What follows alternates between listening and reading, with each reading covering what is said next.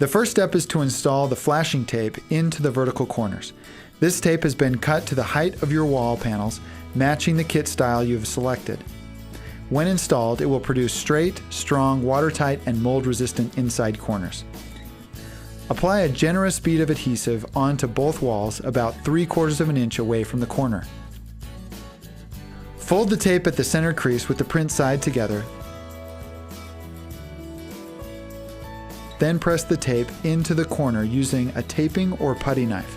Adjust if necessary to create a straight line and swipe up and down to nudge the flashing tape into the corner of the wall and to flatten out the corner.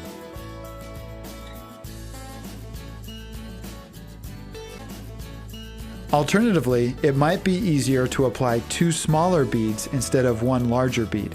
To use this approach, apply 2 smaller beads onto both walls. In this example, 100% silicone is being used rather than adhesive. Then, just like with the adhesive, fold the tape at the center crease with the print side together, then press the tape into the corner using a taping or putty knife. This deluxe composite flashing tape creates a tough, durable, and very flat inside corner.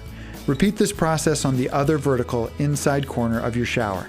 You're now ready to begin the wall panel installation process.